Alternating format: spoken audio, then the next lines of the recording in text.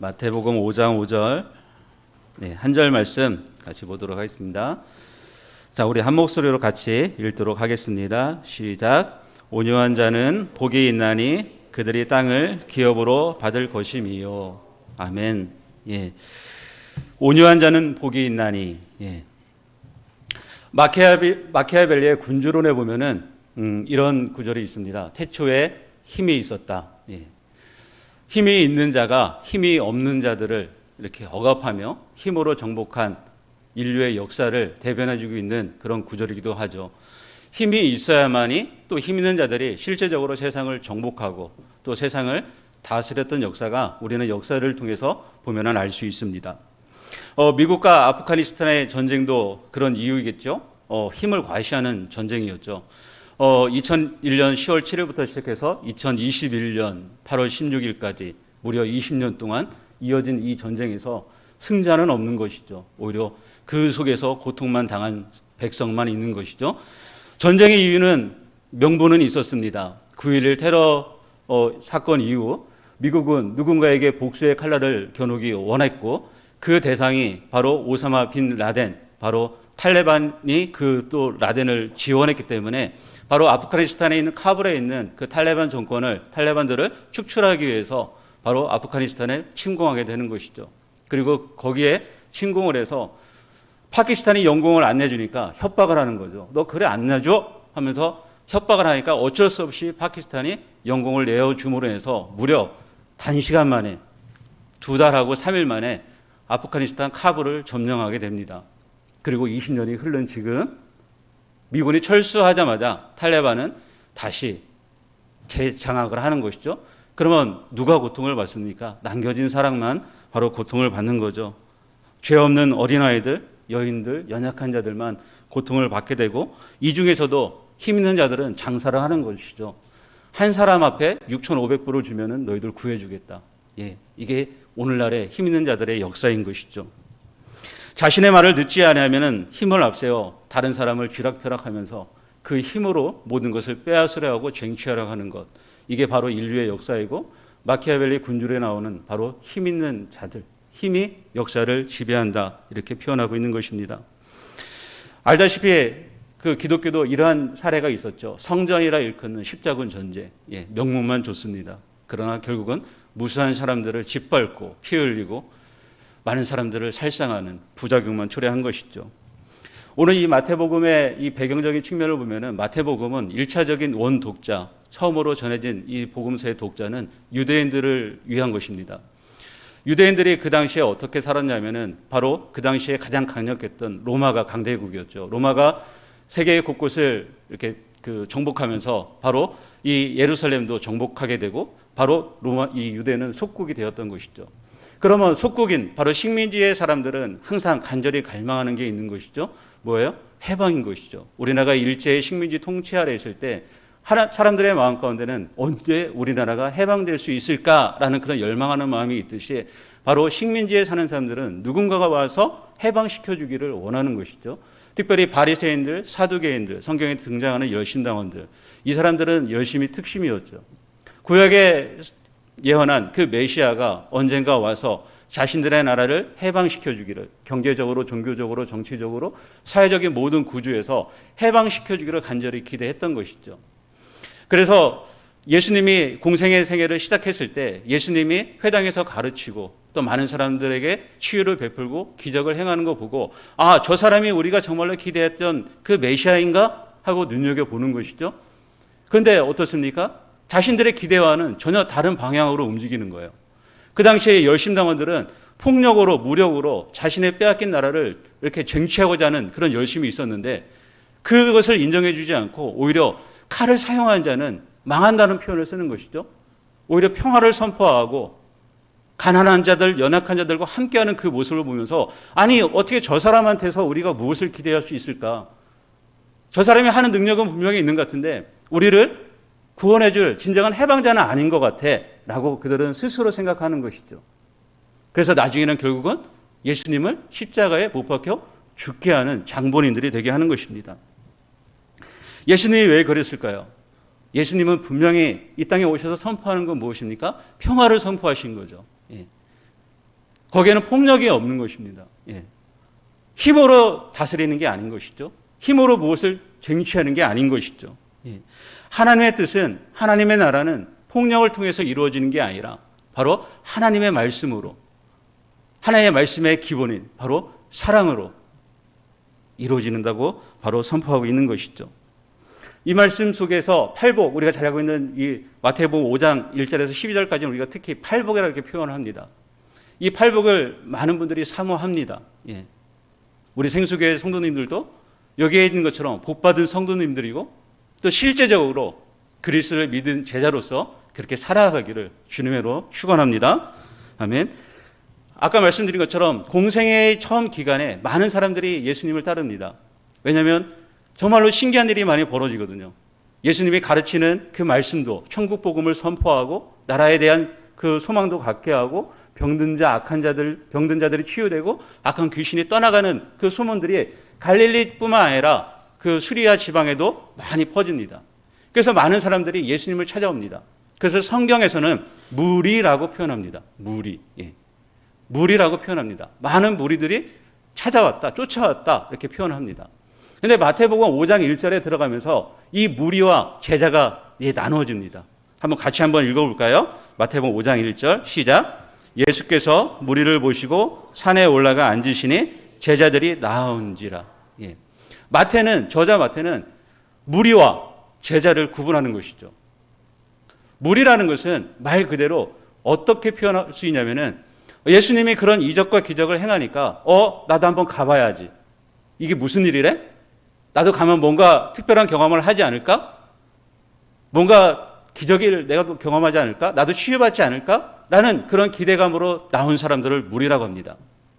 그러면 제자는 어떤 사람들일까요? 제자는 그렇지 않다는 거죠.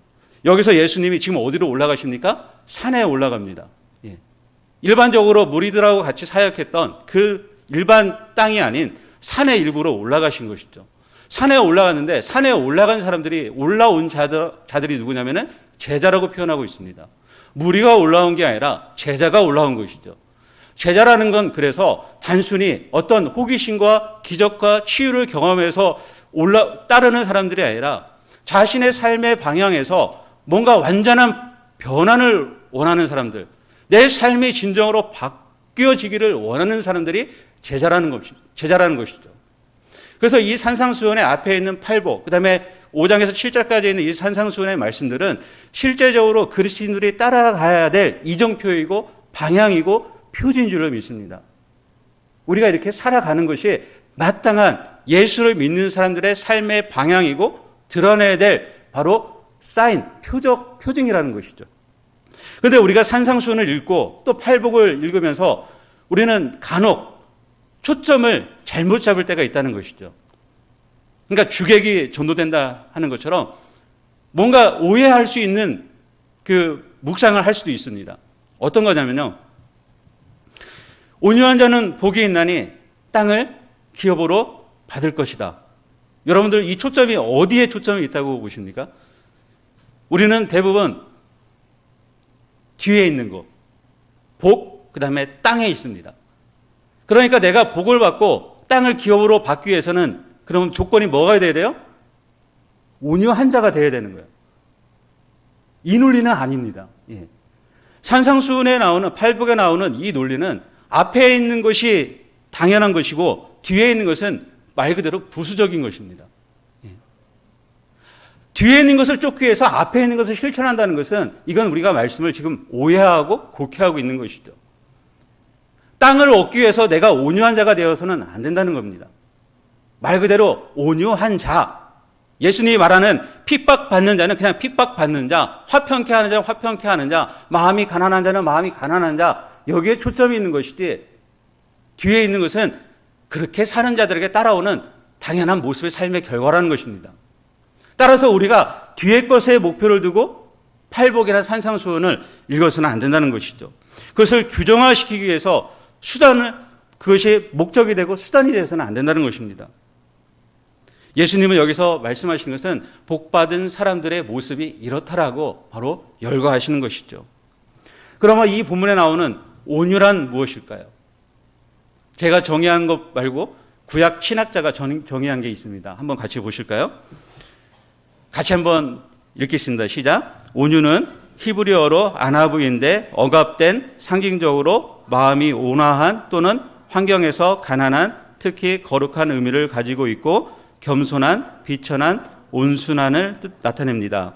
헬라어로는 프라우스인데 사물이 부드럽고 짐승이 훈련되고 길들여져 유순함, 사람이 온화한 혹은 즐거움을 말하며 행위나 징계가 친절한 관대함을 의미합니다. 네. 칼 델리치라는 신학자가 성서 백과사전에 이렇게 정의한 이 정의가 바로 이 온유의 정의입니다. 보통 여기 나오는 단어들 보시면은 온화한, 온유한, 또한 그 안에는 온유 안에 거룩함이라는 뜻도 담겨져 있고요. 또 온유 안에는 어떤 뜻이냐면은 훈련돼서 망아지 같은 짐승이 훈련돼서 온유하게 된 것, 온화하게 된 것, 이것을 표현하기도 합니다. 그러면 우리가 그냥 온유해질 수 있을까요? 내가 온유해지고 싶어, 온유해. 그러면 온유해질까요? 그렇지 않죠. 예. 내 의지나 내 뜻대로 결코 온유해질 수 없습니다. 작심하면은 3일은 갈 수 있겠지만 그 이상은 갈 수 없는 것이죠. 마음대로 되지 않습니다. 이 온유함이, 왜냐하면 온유함의 근본이 있기 때문에 그렇습니다. 온유함이 시작되는 지점이 있기 때문에 그렇습니다. 온유함의 시작의 지점은 마태복음 5장 3절부터 시작합니다. 마태복음 5장 3절부터 시작해서 거기에서 온유함의 시작이 등장이 되는데 5장 3절에 보면은 어떤 마음이 나옵니까? 우리가 알고 있는 심령이 가난한 사람 또는 마음이 가난한 사람, 이렇게 나옵니다. 여기서 가난이라는 단어인데요. 가난이라는 것은 헬라어로 푸토코스라는 단어입니다. 푸토코스라는 단어는 우리가 알고 있는 가난, 그냥 여러분들이 주관적으로 또 객관적으로 판단하는 그런 가난의 의미를 훨씬 뛰어넘는 단어가 푸토코스라는 단어입니다. 이 가난은 절대적 빈곤을 말합니다. 완전 빈곤. 상상이 되십니까? 육체적으로도 정서적으로도 영적으로도 모든 면에 있어서 완전 빈곤, 절대적 빈곤, 이것을 완전 가난, 이것을 푸토코스라고 표현하는 것이죠. 그래서 내 힘과 내 의지, 내 노력, 내가 할 수 있는 그 어떤 것으로도 아무것도 그 안에서 헤어나올 수 없는 것, 이것을 절대 가난, 바로 여기서 표현하는 가난이라고 표현하는 것입니다. 누군가가 나를 이끌어주지 않으면 그 구렁에서, 수렁에서 건져낼 수 없는 것, 이것을 가난이라고 바로 표현하고 있는 것이죠. 근데 그 사람이 어떻게 건져냄을 받습니까? 예수로 인해서. 복음을 듣고 회개하고 그 주를 영접함을 통해서, 믿음을 통해서 그 가난에서 나온 사람들, 삶의 역전을 가져온 사람들을 마음이 가난한 사람들이라 표현하고 있습니다. 그러니까 내 힘과 내 의지, 내 노력으로는 아무것도 할 수 없는 것을 인정하는 사람이 가난한 사람들인 것이죠. 나로서는 그 어떤 것도 해낼 수가 없구나. 나라는 사람은 전혀 구제 불가능한 사람이라는 것을 인정할 수 있는 사람, 이 사람이 가난한 사람인 것입니다. 그러면 이 사람 마음에 어떤 마음이 있을까요? 내가 이것을 인정할 수 있다는 것은 내 안에 완악함을 볼 수 있는 것이죠. 내 안에 죄악을 들여다볼 수 있는 것이죠. 내 안에 범죄함을 볼 수 있는 것이죠. 나라는 사람이 얼마나 정말로 세상에서 가장 악한 사람인지를 스스로 고백하고 인정할 수 있는 사람이라는 것입니다. 그래서 남의 눈에 있는 티끌을 보는 것이 아니라 내 눈에 있는 들보를 먼저 들여다볼 수 있는 그 사람이 가난한 사람이고, 내 눈에 있는 들보를 들여다볼 수 있기 때문에 바로 교만하지 않는 것이죠. 교만하지 않기 때문에 남을 함부로 비방하지 않습니다. 오히려 남이 비방할 때, 다른 사람이 나를 저주할 때, 또는 나를 못살게 굴 때 그 사람을 위해서 축복할 수 있는 사람, 때로는 그 사람에서 눈물을 흘릴 수 있는 사람, 그 사람이 죄악을 질 때 우리는 그 사람을 정죄하고 판단하고 그 사람에게 쓴소리를 할 수 있지만 남몰래 그 한 영혼을 위해서 눈물을 흘릴 수 있는 사람, 이 사람이 가난한 심령이고 그 사람의 애통함을 가진 사람인 것입니다. 예레미야가 자신의 조국이 멸망하는 것을 보고 눈물로 기도하는 것처럼, 눈물로 선포하는 것처럼 그 애통한 마음을 가지고 있는 사람들, 가난한 심령, 애통함을 가지고 있는 사람들, 그 사람들을 오늘 5절에서 뭐라고 표현하고 있냐면은 온유한 자라고 표현하고 있는 것입니다. 이 사람들을 온유한 자라고 표현하고 있는 것이죠. 그러면 온유한 자는 우리가 생각하기에 이렇게 생각할 수 있습니다. 세상 사람들이 온화하고 아까 그 단어의 정의처럼 온화하고 유순하고 뭔가 길들여진 것 같고 그렇기 때문에 뭔가 너무나 착한 사람들, 도덕적으로 결함이 없는 사람들처럼 보일 수도 있다는 것이죠. 그래서 세상에서는 약간 찌질한 사람들 이렇게 바라볼 수도 있습니다. 그러나 온유라는 결코 그렇지 않습니다. 온유는 내적으로 속사람이 강한 사람인 것이죠. 성령의 역사가 그 안에서 흘러 넘치기 때문에 하나님의 은혜가 날마다 부어지기 때문에 그 속사람이 강건한 사람을 온유한 사람이라고 표현합니다. 밖으로 드러나는 것은 유약하고 연약하고 온화한 모습이지만 실질적으로 위기의 상황에서 뭔가 결심을 해야 되는 상황에서 희생을 해야 되는 상황에서는 기꺼이 자신을 드릴 수 있는 사람, 나로서는 할 수 없지만 내 안에 계신 성령께서 역사하기 때문에 거기에 순종해서 나를 드릴 수 있는 사람이 온유한 사람인 것이죠.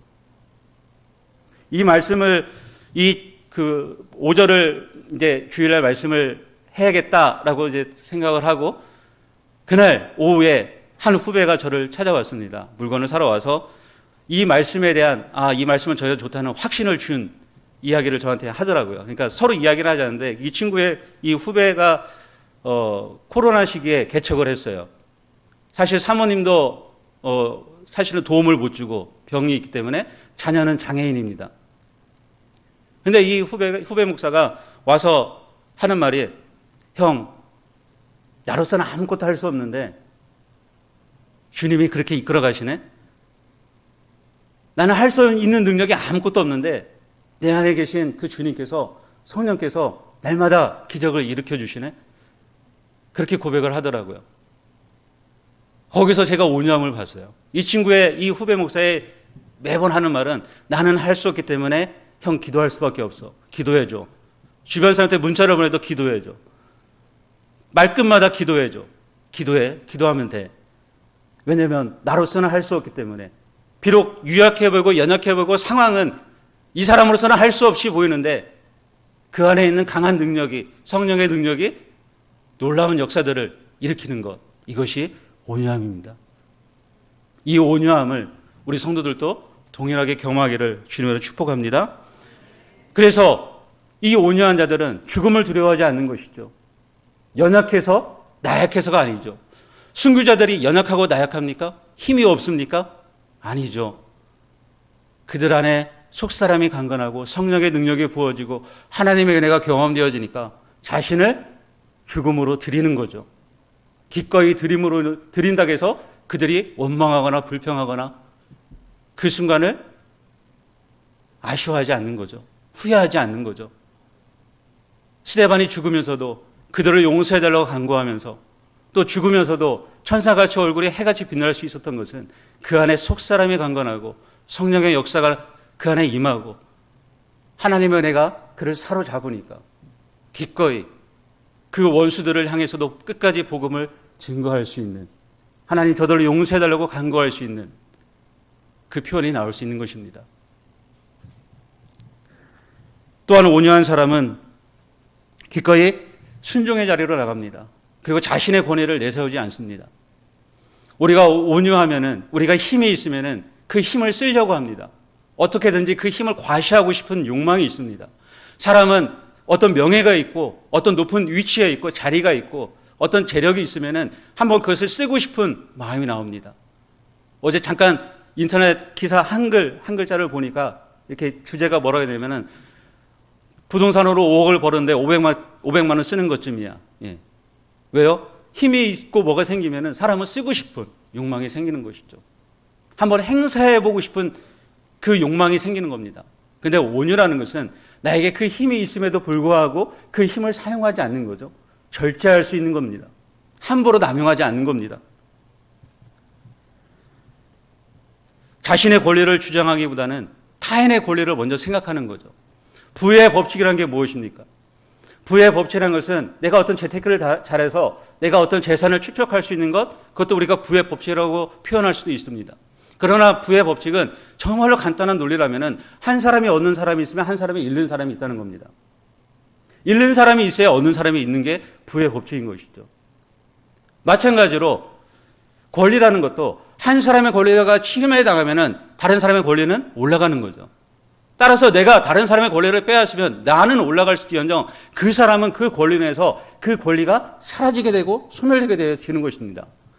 따라서 힘과 권리를 잘못 쓰게 되면은 나는 높아질지언정 나에겐 유익이 있을지언정 다른 사람에게는 막대한 피해와 정신적인 충격과 실제적인 육체적인 질병과 아니면 경제적인 손실을 입힐 수도 있음을 우리는 생각해야 되는 것이죠.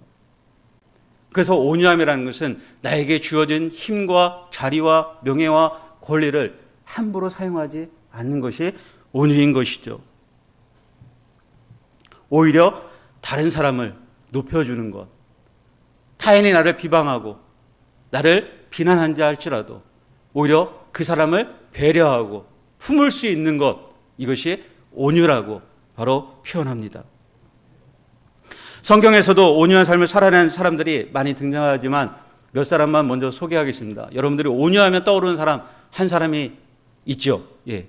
민수기 12장 3절에 나오는 이 말씀 때문에 바로 우리는 이 사람을 온유의 마치 대명사처럼 우리는 생각을 합니다. 같이 한번 읽어볼까요? 시작. 이 사람 모세는 온유함이 지면의 모든 사람보다 더하더라. 예. 이 사람 모세는 온유함이 지면의 모든 사람보다 더하더라. 예. 그래서 모세는 온유함의 대명사입니다. 그런데 이 12장 3절의 앞절 1절과 2절을 보면은 왜 이 말씀이 나왔는지, 그 뒷절을 보면은 왜 이 말씀을 하나님께서 하셨는지를 분명하게 이해할 수 있습니다. 모세가 하나님께서 이 말씀을 하신 것은 모세가 구스 여인을 1절과 2절에 보면 구스 여인을 자신의 배우자로 삼습니다. 오늘날의 이디오피아, 즉 국제 결혼을 그 당시에 한 거죠. 근데 형 아론과 미리암은 이것을 굉장히 못마땅합니다. 그래서 모세를 비난합니다. 모세는 분명히 하나님께서 구스 여인과 결혼하라고 응답을 받았기 때문에 결혼을 했는데 아론과 미리암은 그것을 인정하지 못하는 것이죠. 모세, 너 하나님께서 너한테만 말씀하셔? 우리도 들을 수 있는 귀가 있어. 너한테 말씀하신 하나님이라면은 우리한테도 분명히 말씀하실 거야. 그러니까 우리는 이 결혼을 인정하지 못해. 라고 그렇게 모세를 비난하고 그렇게 비방합니다. 하나님이 이 광경을 또 보시고 또 이 광경을 들으십니다. 그리고 나서 모세하고 아론하고 미리암을 따로 불러냅니다. 그리고 아론과 미리암에게 이렇게 얘기합니다. 내가 선지자들한테는 꿈과 환상으로 보여주지만 내 종 모세한테는 내가 직접 대면해서 이렇게 이야기한다. 할 말이 없는 거죠. 다른 사람한테는 환상으로 꿈으로 나타나지만 내 종 모세한테는 내가 직접 대면해서 이야기한다. 그리고 그리고 나서 미리암이 바로 문둥병에 걸리게 됩니다. 문둥병에 걸리고 나서 기정으로 추방당하죠. 그럼에도 불구하고 모세는 미리암을 위해서 하나님께 간구하는 거죠. 고쳐달라고, 치유해달라고. 그 이래 후에 다시 미리암이 들어옵니다. 이런 상황을 보고 하나님께서 바로 12장 3절에 말씀을 하신 것입니다. 여기서 보여지는 게 무엇일까요? 분명히 내가 대항할 수 있는 거죠. 모세라는 지도자, 권위가 있고 권력도 있고 자기의 종들도 어마어마하게 많습니다. 그런 비난과 그런 비방을 당했을 때, 그리고 자기가 좋아서 하나님이 분명히 말씀하신 결혼을 했는데 니들이 왜 시비야? 하고 그들을 혼낼 수도 있고 말하지 말라고 명령할 수도 있고 다른 군사적인 수단을 사용할 수도 있습니다. 그러나 모세는 아무런 조치도 취하지 않는 거죠. 아무런 말도 하지 않는 거죠. 오히려 문둥병에 걸린 미리암을 향해서 하나님께 고쳐달라고 치유하는 것. 이것이 온유인 것이죠. 우리의 삶의 자리에서 내가 어떤 일로 인해서 내가 선택하고 결정하고 또 하나님의 뜻대로 때로는 어떤 일을 실행할 때 간혹 주변 사람들이 비방하거나 아니면 전혀 다른 이야기를 할 때도 있습니다. 너 그게 맞아? 너 정말이야? 하나님이 그렇게 말했어? 나한테는 그렇게 말한 거 아닌데? 그럴 때 마음이 어떠실까요? 저 사람한테 그냥 확 하고 상한 말을 해주고 싶은 욕구도 일어나죠. 그렇지만 그렇게 하지 않는 것. 그것을 기꺼이 내가 감사하고 오히려 그 영혼을 풀어줄 수 있는 것. 그 영혼을 위해서 기도할 수 있는 것. 그 영혼을 사랑하는 것, 오히려 애통한 마음으로 그 영혼을 위해서 기도할 수 있는 것, 그것이 온유인 것입니다. 누군가 여러분을 비방하거나 비난하거나 그런 경우가 있다면 기꺼이 달게 받으시고 기도할 줄 아는 성숙한 복받은 그리스도인들이 되기를 주님으로 축원합니다. 요셉은 어떻습니까? 알다시피 요셉은 형들로부터 노예로 팔리잖아요. 노예로 팔려서 결국은 전화 유복이 돼서 하나님의 은혜로 요셉 그 애굽의 제1총리가 됩니다. 실질적인 실권자이죠. 모든 것이 다 갖춰져 있습니다. 마음대로 할 수 있는 특권이 있습니다. 그런데 이제 그 땅에 기근이 들어서 자신들을 팔았던 형들과 조우하게 됩니다. 만날 수 있는 기회가 찾아온 것이죠. 그러면 일반 사람들, 우리 마음 가운데는 어떤 마음이 듭니까? 우리 경우 그런 마음이 있죠. 너 두고 보자. 나 잘 되면은 너 나중에 보자. 예. 요셉이 어떻게 보면 그런 경우가 된 것 같아요. 근데 요셉이 형들을 만났을 때 그 마음 안에는 육체적으로든 그가 실제적으로 갖고 있는 마음에는 형들을 해오고자 하는 마음, 형들에게 복수하고자 하는 마음이 전혀 없었다는 것이죠. 그리고 그 형들에게 필요한 것들을 제공하고 공급하고 그 형들을 실제적으로 용서해 줍니다. 힘과 권력과 모든 상황이 다 갖춰져 있는데 그것을 무기로 쓰지 않고 그것을 남용하지 않고 오히려 그것을 다른 사람을 세워주는데 쓰는 것, 이것이 온유인 것입니다. 내가 갖고 있는 어떤 지위나 권력이나 아니면 재정이나 아니면 어떤 큰 재능이나 은사들을 가지고 나를 위해서 쓰는 게 아니고 내가 다른 사람을 누르려고 다른 사람보다 더 빛나려고 높아 보이려고 쓰는 것이 아니라 다른 사람을 세우는 데 쓰는 것, 이것이 바로 온유인 것입니다. 진정한 온유라는 것은 내 것을 함부로 쓰지 않고 타인을 세워주는 데 쓰는 것, 타인을 섬기는 데 쓰는 것, 이것이 바로 온유인 것이죠. 다윗 같은 경우도 어떻습니까? 사울왕을 2번씩이나 죽일 수 있는 기회가 있었던 것이죠. 분명히 사울왕을 다윗이 스스로 처리하고 스스로 먼저 왕위에 올릴 수도 있었음에도 불구하고 다윗은 그렇게 하지 않습니다. 주변 사람들은 소리를 내죠. 기회가 이때입니다. 기회를 잡았을 때 하십시오. 지금 당신이 처리하면 도망다니지 않아도 됩니다. 그러니 지금 처리하십시오. 그러나 다윗은 그 사람들의 말에 귀 기울이지 않습니다. 그 사람들의 소리에 타협하지 않습니다. 그리고 증표만 가져옵니다. 옷자락을 자르고 물병과 창만 가지고 나오는 것이죠. 우리도 그렇죠. 기회가 있을 때 복수해라. 기회가 있을 때 한번 해봐라. 그러나 기회가 있어도 그것이 하나님의 뜻이 아니면은 그것을 사용하지 않는 것, 그것을 행사하지 않는 것, 하나님의 순리대로, 하나님의 뜻대로 내버려 두는 것, 그것이 온유인 것이죠. 예수님, 마지막 예수님을 살펴보면은 예수님은 어떻습니까? 예수님은 잡히지 않으실 수도 있고 십자가에 돌아가지 않으실 수도 있습니다. 얼마든지 천군 천사를 동원해서 예수님은 그 위기의 순간들, 잡히는 순간들, 채찍으로 맞는 순간들, 십자가에 달리시는 그 모욕감, 아픔 겪지 않으실 만큼 예수님은 천군 천사를 동원하실 수도 있었습니다. 그러나 예수님은 전혀 그런 방법을 사용하지 않으시죠.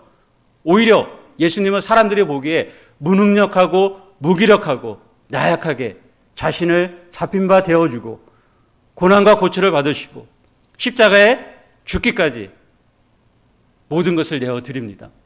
사람들이 볼 때는 정말로 연약하고 무능력하고 아무것도 할 수 없는 사람처럼 보입니다. 화도 안 내고 그들을 용서합니다. 어렵지요. 예. 굉장히 어려운 것입니다. 그래서 온유는 쉬운 게 아닌 것이죠. 그리고 산상수훈의 특히 이 팔복은 어려운 것입니다. 우리가 뒤의 것을 생각하면은 이렇게 사는 조건처럼 생각해서 뭔가 내 힘으로 애쓰려고 하다 보니까 애쓰려고 하면은 어떻게든 해보려고 하는데 실제적으로 그렇게 살아간다는 것은 정말로 어렵습니다. 점점점 갈수록 뭔가 예수를 믿는 것이 힘들어 보입니다. 근데 성경에 분명히 말씀하고 있죠. 나의 멍에는 가볍다. 나에게 와서 배우라고 말씀하시잖아요. 예수님은 나는 온유하고 겸손하니 나에게 와서 내 멍에를 메우고 배우라고 하잖아요. 예. 왜요? 이 짐이 무겁기 때문에, 이렇게 사는 것이 무겁기 때문에 배우고 훈련하지 않으면은 이 짐을 질 수가 없는 거죠. 그래서 산상수훈 11절에 보면은 이렇게 나옵니다. 같이 한번 읽어볼까요? 시작. 나로 말미암아 너희를 욕하고 박해하고 거짓으로 너희를 거슬려 모든 악한 말을 할 때에는 너희에게 복이 있나니. 아멘. 예. 그리고 그 뒷절에 보면은 그렇게 박해받고 고난받는 사람들은 하늘에서 상급이 크다라고 분명히 말씀하고 있는 것이죠. 이렇게 살아갈 때 정상적으로 그리스도의 삶을 살아간다면은 분명히 이런 박해와 고난과 거짓 진술이 끊임없이 너희들의 삶 가운데서 나타날 때 그것을 두려워하지 말고, 그것을 회피하지 말고, 그것을 너희 힘을 가지고 과시하지 말고 절제하며 그대로 받아들이라는 겁니다. 왜요? 그것이 맞기 때문에. 그것이 맞기 때문에.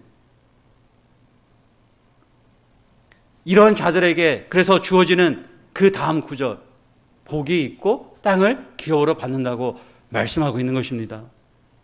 현 시대에 보면은 온유한 자가 땅을 받을 수 있을까요?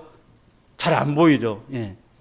뭔가 날렵해야 되고, 뭔가 굉장히 치밀해야 되고, 지혜로워야 되고, 뭔가 또 안면도 이렇게 좀 두꺼워야 되고, 거짓말도 좀 잘해야 되고, 약간 사기기가 있어야 좀 잘할 수 있을 것 같아요. 땅을 획득할 수 있을 것 같아요. 온유한 자, 약간 어리숙한 자들은 땅을 차지한다는 게 참으로 쉽지 않은 것 같습니다. 그러나 세상에 많은 권력자들, 왕들, 힘 있는 자들이 일어났지만 그들은 이 땅 가운데서 한 평도 가지지 못하고 다 죽었습니다. 그들이 살아있을 때는 다 소유한 것 같고 자신의 왕국을 세운 것 같지만 결국은 그들은 죽게 되고 그들이 세웠던 나라들은 어느덧 역사에서 많이 사라졌습니다. 그러나 예수님, 무능력하고 나약하고 연약하고 아무것도 하실 수 없는 것처럼 보였던 십자가에서 힘없이 달려 돌아가셨던 그 주님은 그 죽음으로, 그 사랑으로, 그 희생으로 세상을 정복한 줄로 믿습니다. 온 땅에 예수 그리스도의 복음으로, 그 사랑으로 온 땅을 점령한 거죠.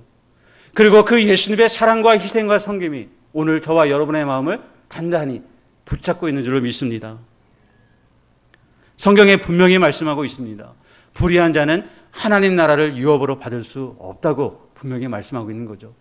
온유한 자가 땅을 기업으로 받는 것이죠. 연일 시끄러운 부동산에 대한 문제, 땅 투기에 대한 문제들 정말로 매일같이 쏟아져 나옵니다.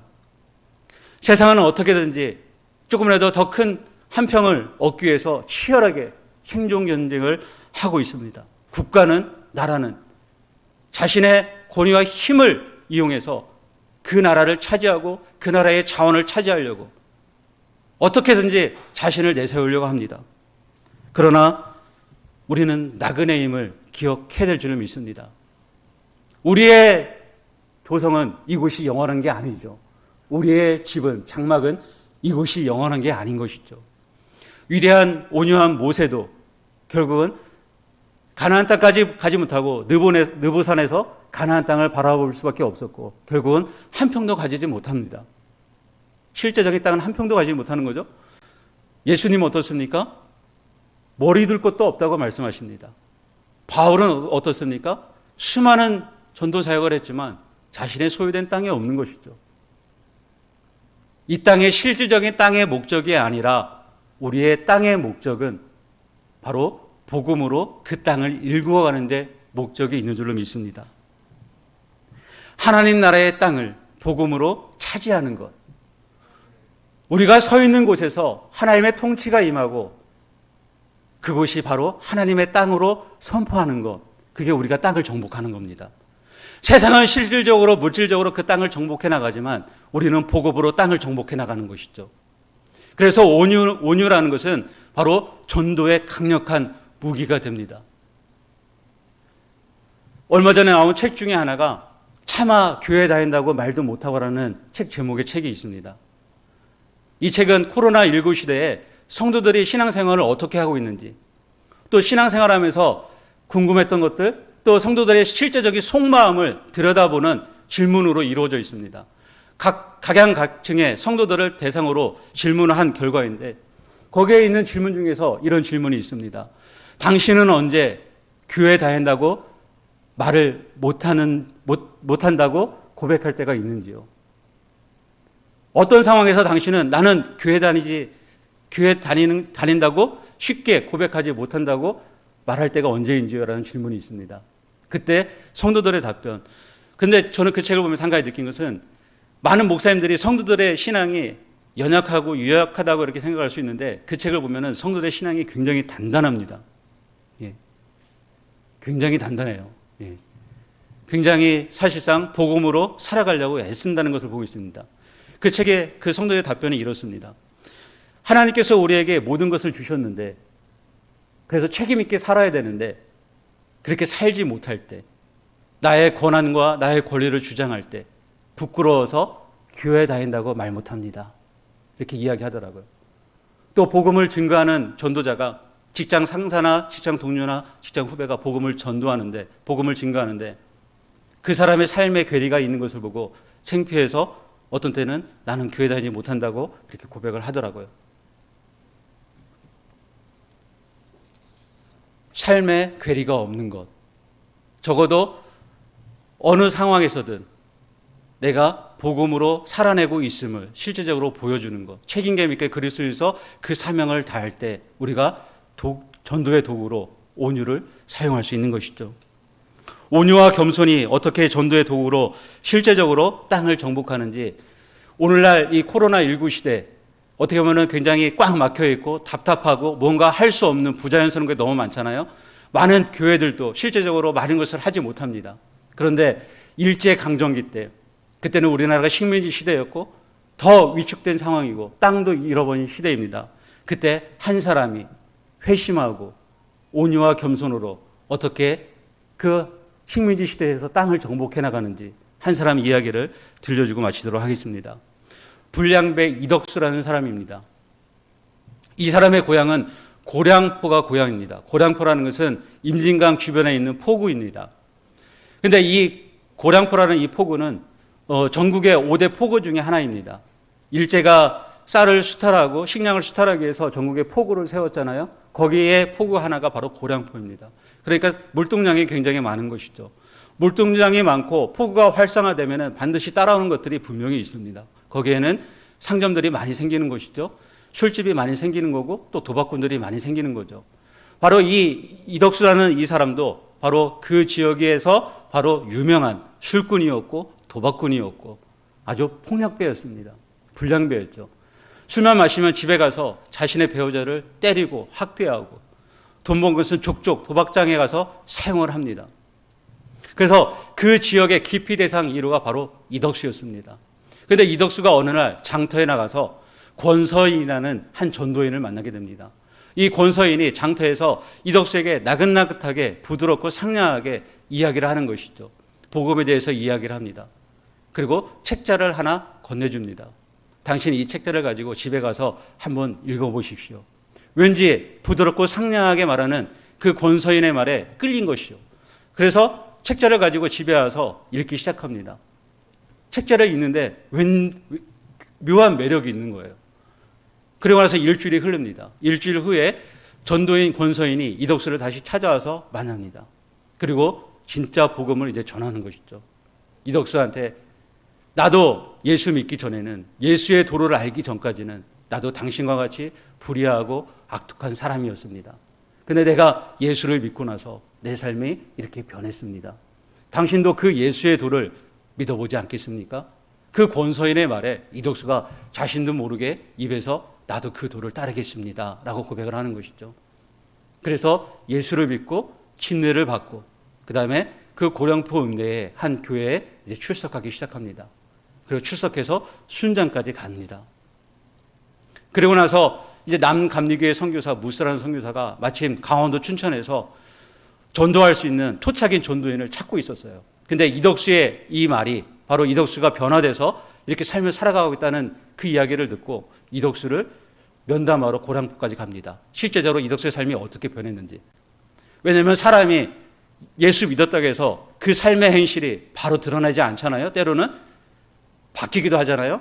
근데 이덕수가 그 지역에서 단번에 그냥 변하고 그냥 그걸로 끝나는 건지 실제적으로 그 삶이 온전하게 변했는지. 근데 그 주변을 탐색하고 소문을 듣고 실제적으로 이덕수를 면담한 결과 이덕수가 완전히 변화된 온유와 겸손으로 바뀐 사람인 것을 확증하게 됩니다. 예. 그래서 이덕수한테 제안을 합니다. 나와 같이 강원도 춘천에 가서 성경책도 팔고 전도도 하자. 이렇게 제안을 합니다. 그래서 이덕수가 선교사님 말씀에 따르겠습니다 하고 선교사님을 따라 나섭니다.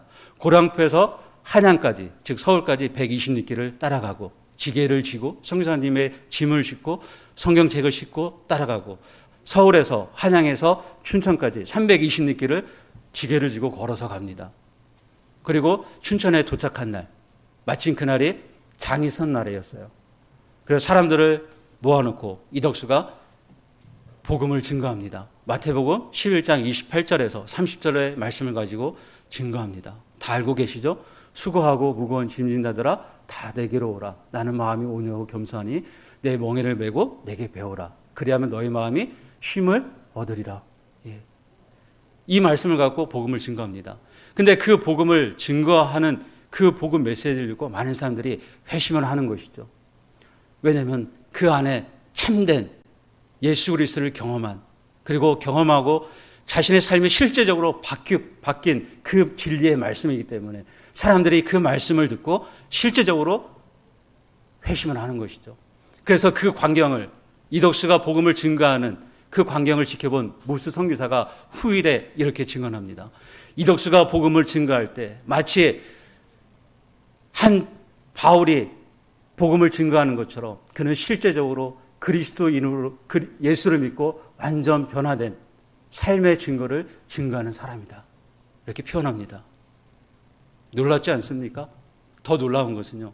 이 사람이 이제 땅을 어떻게 점령했는지 이야기를 들어보면은 춘천에 가서 2년 만에 교회를 75개로 세웁니다. 75개. 예. 이 사람이 관리하던 전도 구역이 강원도, 경기도 6개 군이었습니다. 그리고 75개를 세웁니다. 식민지 상황에, 일제의 수탈 상황에, 억압된 상황에, 부자연스럽고 내 자유대로 할 수 없는 그 상황에 그는 복음을 통해서 비록 북투는 빼앗겼지만 복음으로 땅을 정복하고 영혼을 얻었던 것입니다. 그가 마지막에 갑자기 결핵병원에서 죽게 되지만 그 죽음의 임종 앞에 무스 선교사 사모님이 마지막 유언이 무엇이냐고 물어봤을 때 보통 사람 같으면 마지막 유언에 나의 가정을 잘 돌봐 주십시오 라고 이렇게 표현할 텐데 이덕수의 마지막 유언의 메시지는 시편 23편 1절의 말씀이었습니다. 여호와는 내게 목자시니 내게 부족함이 없으리로다. 이게 진정한 온유한 자의 고백인 줄로 믿습니다. 이 땅에 살아갈 때 이덕수가 얻은 것은 실제적인 땅은 없지만 그가 예수 믿고 변화되고 온유와 겸손으로 배우고 훈련되어져서 복음으로 그 땅을 점령해 나가는 것. 왜 오를 수 있었을까요? 예수님께 와서 배웠기 때문에, 훈련받았기 때문에, 다 잃은 것 같지만 다 얻는 것. 나에게는 아무것도 없는 것 같지만 나에게 다 있는 것. 그게 여호와는 나의 목자시니 내게 부족함이 없으리로다 입니다. 아멘. 정말로 우리의 삶의 고백에 이 고백이 있기를 주님의 이름으로 축원합니다. 아멘. 같이 기도하겠습니다.